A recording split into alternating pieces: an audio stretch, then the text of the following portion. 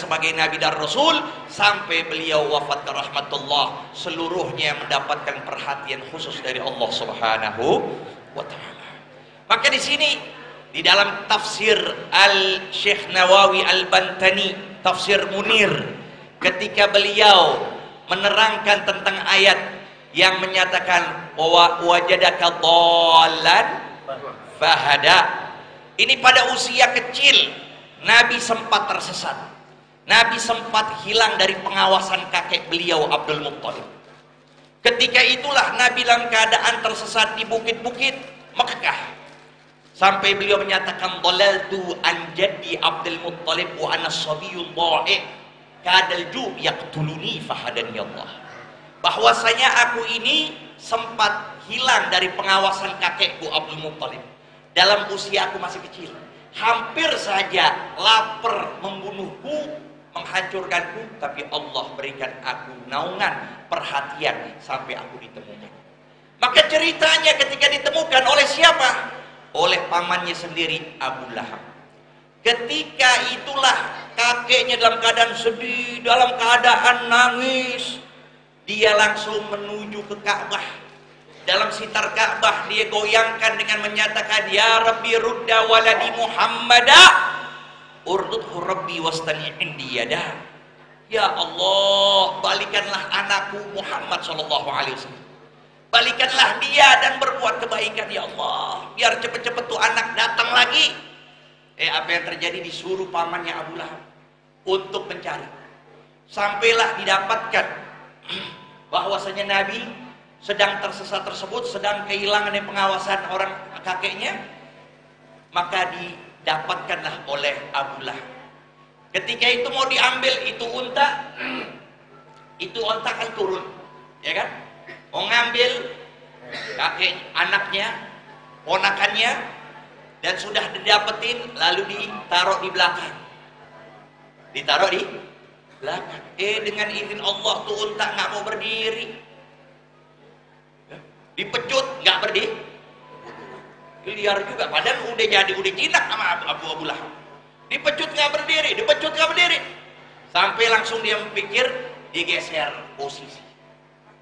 Posisi yang ada di belakang ditaruh di, nah ini kejadian nih. Taruh di belakang, akhirnya nggak bisa berdiri, taruh di depan. Nggak tanpa dipecut, langsung tuh unta berdiri. Sebelum dia berjalan, dengan izin Allah itu unta berbicara dengan bahasa Arab yang fasih lagi. Dengan menyatakan ya Ahmad, orang bloon, ya, Beb, bilangnya bloon di sini, Beb. Orang bloon, domo, huwal imam, kaifa yaqumu khalfal muqtadi, sallu ala nabi. Dia pemimpin, ini anak pemimpin, bagaimana bisa berjalan di belakang makmum? Iya kan? Kita lagi sholat, apa iya imam di belakang? Unta. Allah berikan mukjizat Nabi dari masa kecilnya yang disebut irhasot. Kemuliaannya Allah berikan sebelum dinobatkan sebagai Nabi, irhasot namanya. Itu udah Allah berikan. Sampailah dia berjalan. Disitulah diberitahukan bagaimana kemuliaan Nabi yang ditemukan oleh musuhnya baginda Nabi SAW di kemudian hari. Maka dari sini, ya, kemuliaan Rasulullah tidak bakal ada habis. Siapa yang menceritakan Rasul tidak akan ada bosan-bosannya. Mau bicara tentang apapun aspek kehidupan, itulah Nabi SAW yang paling menonjol. Di antaranya kalau kita pikir, lihat sifat tawadhu'nya Rasulullah. Suatu cerita ketika Nabi sedang berjalan bersama para sahabat, ya, datang waktu siang untuk mereka makan. Kebenaran ada kambing. Ini kambing, mereka saling berkumpul. Nabi nyatakan, ayo kita turun, kita makan. Nah ini kambing, ayo siapa yang nyembeli? Satu ngomong, ada 3 sahabat, alayya ya Rasulullah zabhuha. Atau lagi, alayya ya Rasulullah salhuha. Aneh lihat.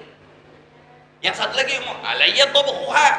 Ya, yang satu lagi bicara, aku yang akan masak. Maka Nabi dengar begitu, lihat apa yang kurang tuh, ya, Yang satu nyembelih, yang satu kulitin, yang satu masak. Nabi ngomong, alayya jam'ul hatab. Kalau aku, ya, aku akan pergi cari kayu bakar. Loh, ya Rasulullah, nggak perlu. Kita udah tahu duduk manis. Loh, iya kan? Kayak orang yang ngundang nih, Ustadz Habib kan kalau udah duduk udah enak aja udah. Makanannya beda, beseknya beda, amplopnya apalagi. Ya, ini udah tinggal duduk, ya Rasulullah duduk manis aja, duduk. Maka disitulah Nabi SAW langsung berkomentar dengan menyatakan, hadzal ladzi akrahuni, ini akrahani, ini yang membuat aku benci. Ya, ini yang membuat aku benci. Jangan. Fa innallah yakrah min abdihi an yarahu mutamayyizan baina ashabihi. Allah itu benci ketika melihat seorang berbeda dengan para sahabatnya. Disitulah dengan akhlak tawadhu'nya baginda Nabi SAW, beliau sendiri yang mencari kayu bakar. Sallallahu alaihi wasallam. Maka dari sini acara maulid yang begitu agung kita datangkan pada hari yang tepatnya 12 Rabiul Awal, yang dikatakan para alim ulama di kutubus syiar, tidak ada satu malam pun dari malam-malam dunia melebihi kemuliaannya ketika dilahirkan baginda Nabi besar Muhammad SAW.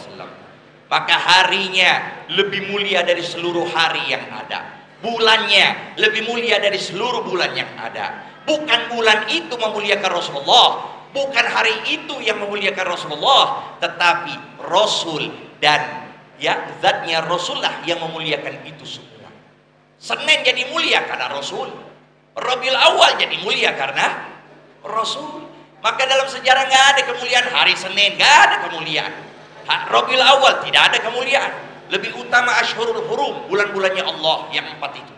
Tapi ketika dilahirkan Buruzu sallallahu alaihi wasallam ila alamid dunya, ketika diturunkan dan dilahirkan Nabi sallallahu alaihi wasallam di alam dunia, maka seluruhnya apapun yang berkaitan dengan baginda Nabi besar Muhammad sallallahu alaihi wasallam, maka semuanya menjadi mulia. Sampai langit, sampai arsy, sampai malaikat.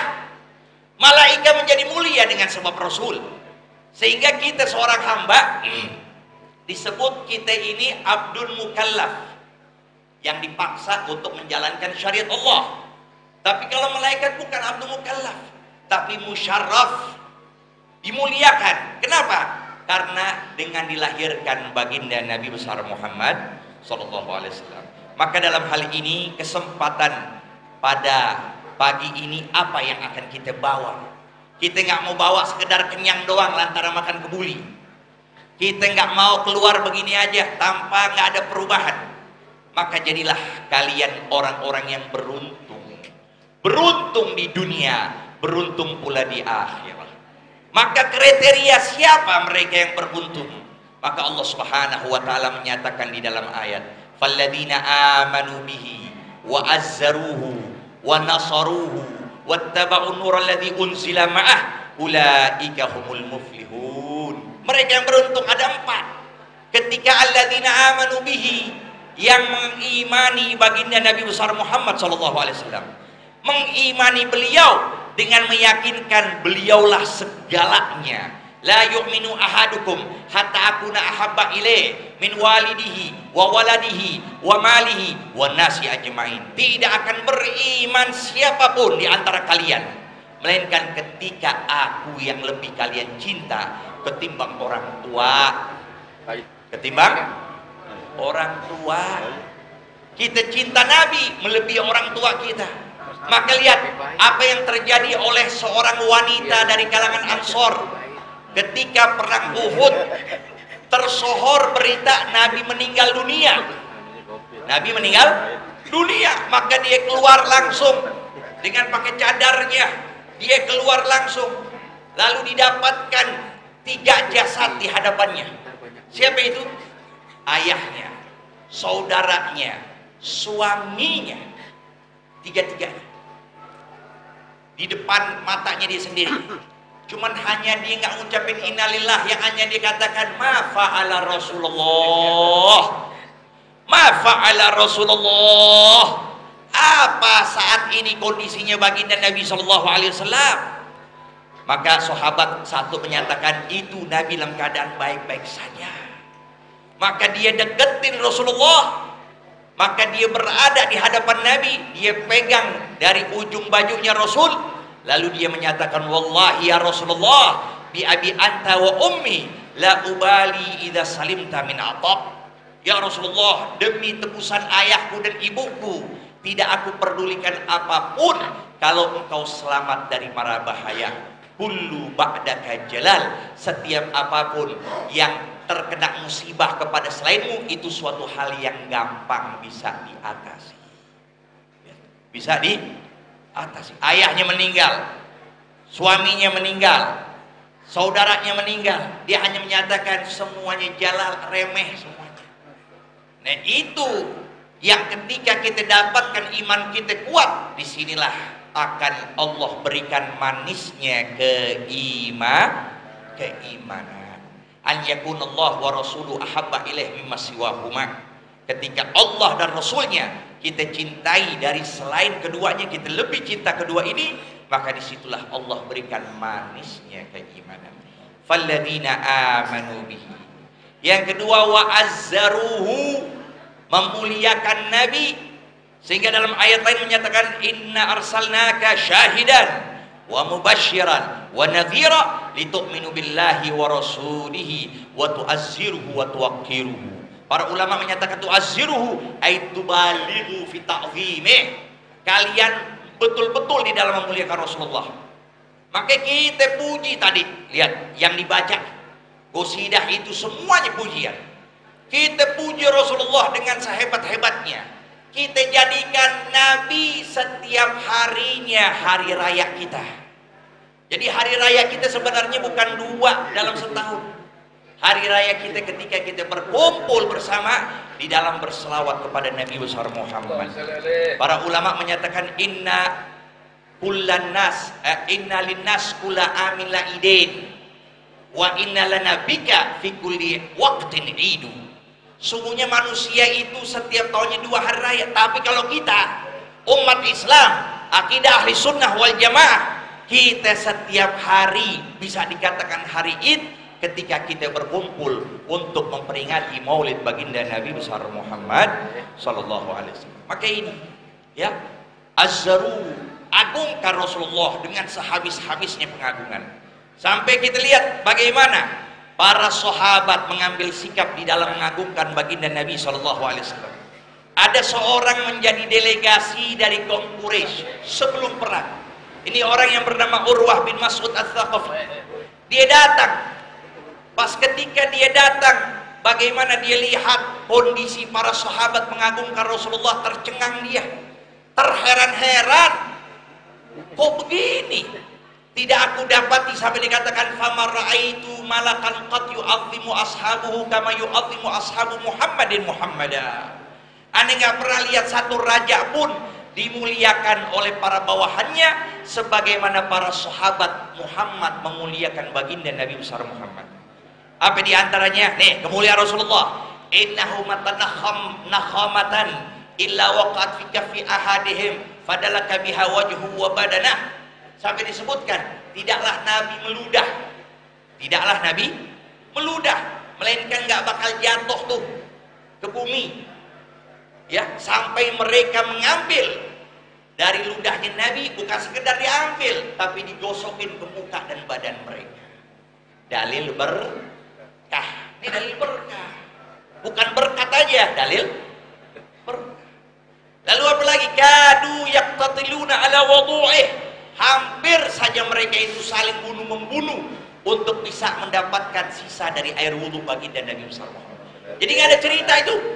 Nabi ketika berwudhu nggak ada ceritanya air jatuh ke tanah, tidak. Setiap beliau berwudhu langsung mereka rebut-rebut untuk mengambil kemuliaan dan keagungan baginda Nabi sallallahu alaihi wasallam. Tabarruk bi athari Rasulillah sallallahu alaihi wasallam, mengambil berkah mereka. Nah ini yang diamalkan oleh para ulama, oleh para aulia. Mereka mengambil berkah sebab ini semuanya. Itulah satu sedikit dari keagungan baginda Nabi SAW yang kita sendiri kalau sudah menakar nggak bakal bisa terlintas oleh pikiran kita. Kemudian disebutkan Ya, walladzina amanu bihi wa azzaru wa nasaru. Tolong, artinya kita mengikuti beliau. Artinya kita mengambil apapun berprinsip kepada beliau. Wa ma atakumur rasulu fakhudhu. Apa yang datang dari kalian dari baginda Nabi sallallahu alaihi wasallam, ambil. Wa ma nahakum anhu fantahu. Dan apa yang Nabi larang, jauh-jauhkan. Sampai beliau menyatakan kama saliman banadaron, perumpamaan diri.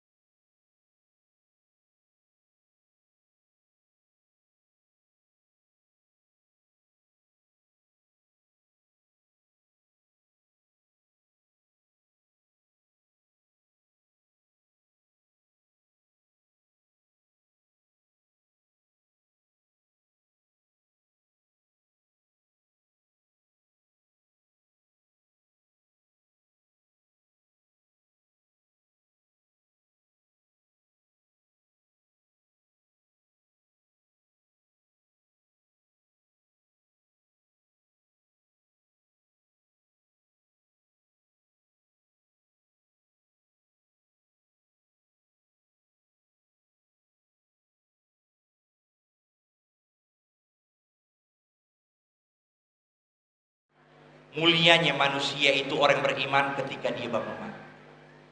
Dan dengan sebab dia bangun malamlah di antara hal yang kelak mendapatkan di padang mahsyar nanti, manusia yang bakal masuk ke surga tanpa ada perhitungan.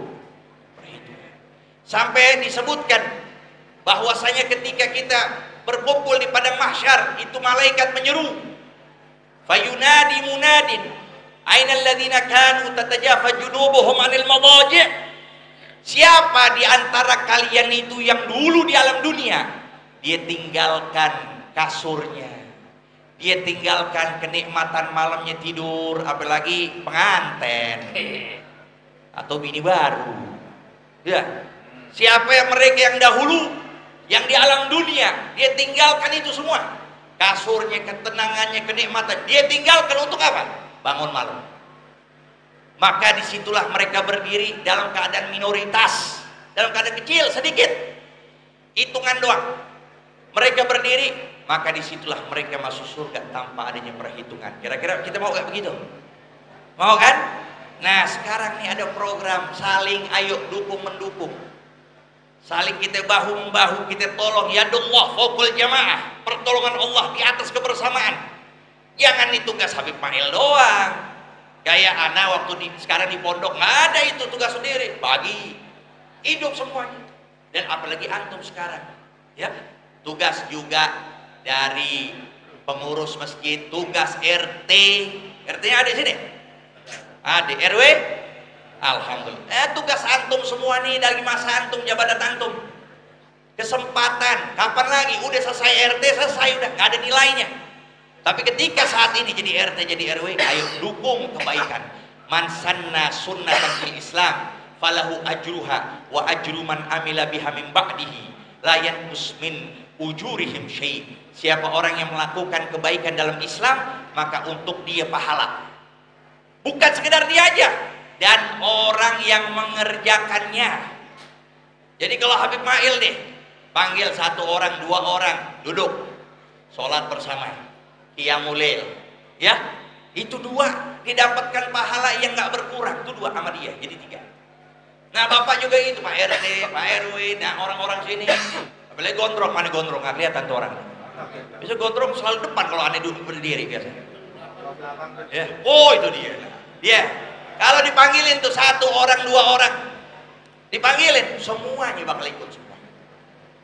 Apalagi di situ kita baca doa. Ketahuilah dalam hadis sahih riwayat Imam Bukhari Muslim, Nabi SAW menyatakan yanzilu rabbuna ila sama'id dunya.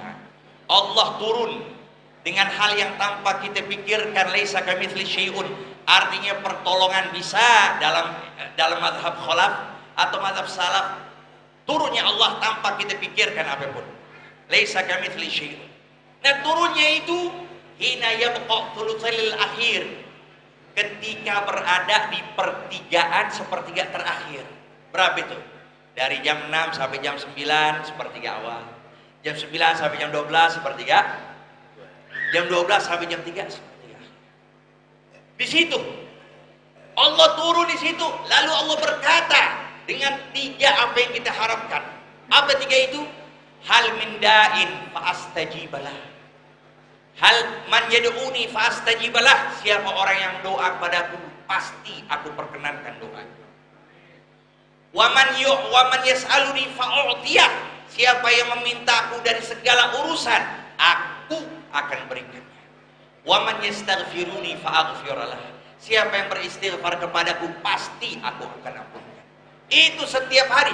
Wa dzalika kullalailatin. Yang demikian itu terjadi setiap malam. Alhamdulillah udah berjalan, kata baru 2 pekan tuh. Terus kita minta doa, hatta sekalipun sedikit. Khususkan doa itu buat anak kita, buat istri kita, biar mereka itu terjaga, biar mereka itu mendapatkan taufik dari Allah, biar taat kepada Allah. Doa di situ, maka kontan Allah kabulkan. Gak perlu nunggu Ramadan. Kita bukan hamba Ramadan, ya. Kita bukan hamba, kita hamba Allah. Kalau hamba Allah ya udah setiap malam kita doa pada Allah untuk umat Islam, untuk diri kita yang Allah sudah janjikan pasti akan dikabulkan. Innallaha la yukhliful mi'ad. Allah tidak akan menyalahi janjinya. Selepas itu nanti katanya juga ini benar-benar mirip dengan kita di pondok. Habis selepas itu adzan, selepas itu sholat sunnah. Yang disebut sunnah fajar itu rakaatul fajri khairu minad dunya wa ma fiha. 2 rakaat fajar lebih utama ketimbang kita sedekah dunia dengan segala isinya. 2 rakaat fajar. Yang paling utama segala sholat nawafil, sholat sunnah adalah sholat sunnah fajar. Dari situ kita baca doa. Itu doa yang diriwayatkan oleh Al-Imam Hasan.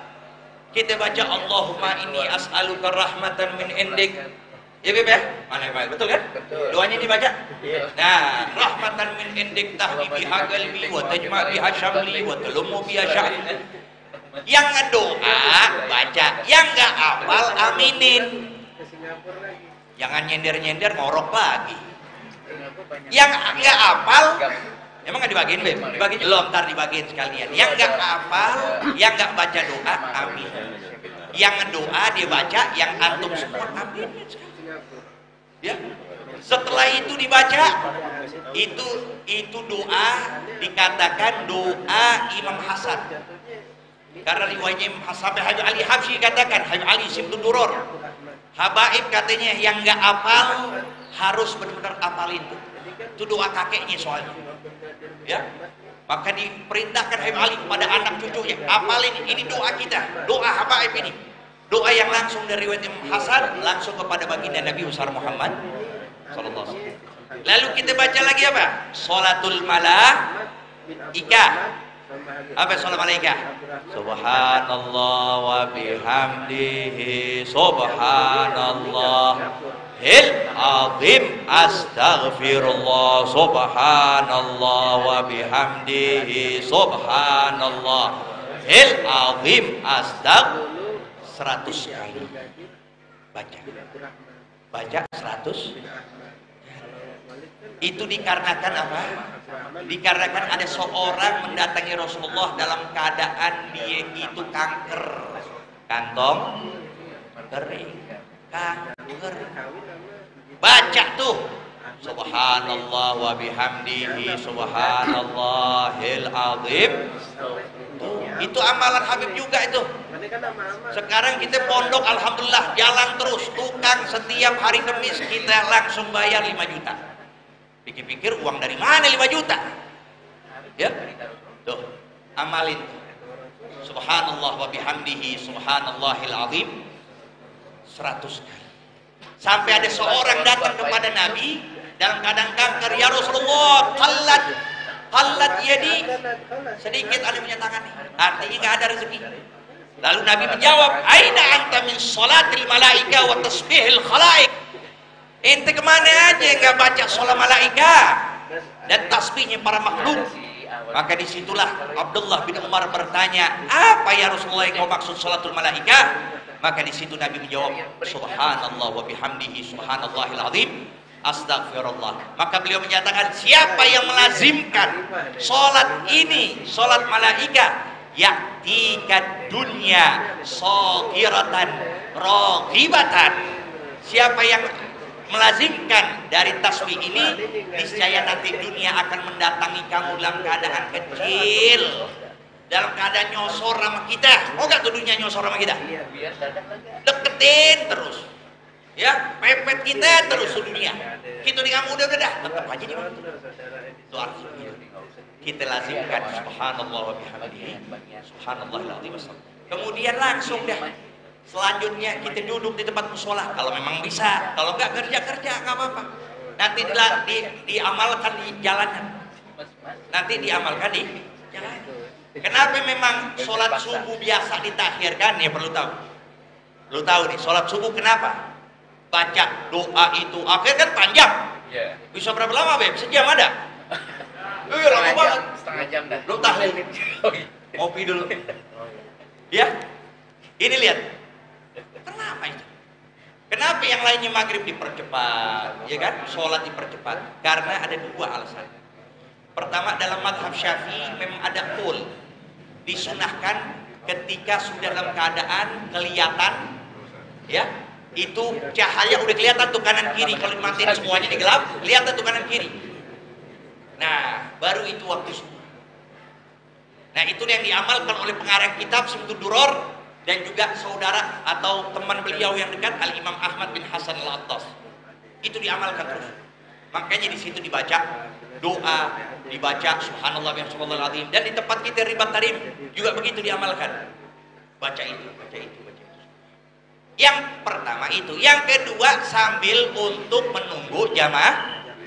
Iya, subuh kan beda. Subuh orang datang masih ngileran. masih ngantuk-ngantuk, jalannya begini-gini. Nah, karena itulah dilamakan bacaannya. Sekiranya waktu memang tidak karoha, tidak dimakruhkan, maka di situ diadakan sholat subuh berjamaah. Selepas sholat subuh berjamaah, apa yang kita lakukan? Kalau memang kosong, ya, kita emang nggak ada kerjaan, duduk sampai terbitnya matahari. Karena ada hadis yang menyatakan man shalla subha fi jama'atin thumma jalasa ala musalla. Siapa orang yang sholat subuh berjamaah kemudian duduk di tempat musallahnya hatta tatlu asyams thumma shalla rak'atain. Sampai terbit matahari dan dia mengerjakan sholat 2 rakaat. Nah, ini 2 rakaat namanya sholat sunnah isyraq. Sholat sunnah isyraq. Ada lagi menyatakan boleh niat duha. Boleh niat duha. Di dalam kitab Maraqil Ubudiyah Syekh Nawawi Al-Battani mencatatkan di sana juga. Boleh kita niat duha, boleh kita niat isyraq. Nah, kemudian dia ngerjain sholat 2 rakaat. Kana lahu ka ajri hajjatin wa umratin tamatan. Itu kerjaan dia selepas subuh, duduk di tempat musholahnya, dia zikir, dia ngaji, dia selawat sampai terbit matahari, lalu dia tunggu sebentar, ya 15 menit, karena itu waktu yang haram untuk kita kerjakan. Tunggu 15 menit selanjutnya, 14 menit selanjutnya kita sholat isyraq atau sholat duha. Maka disebutkan orang yang melakukan demikian seperti dia mendapatkan pahala haji, pahala umroh dalam keadaan sempurna, dalam keadaan sempurna. Ya, insya Allah kita hadir, bisa kita amalkan. Allah berikan taufik hidayah kepada kita semua. Allah panjangkan umur kita dalam keadaan sehat wal afiah.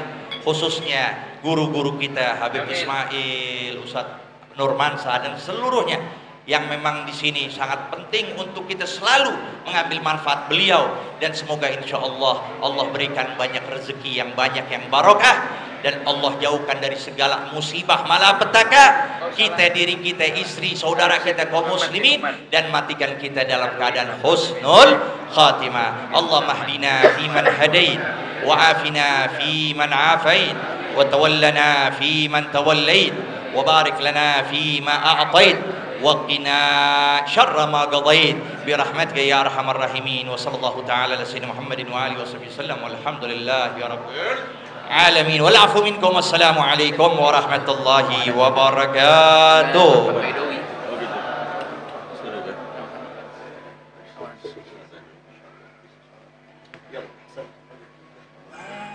Masih banyak.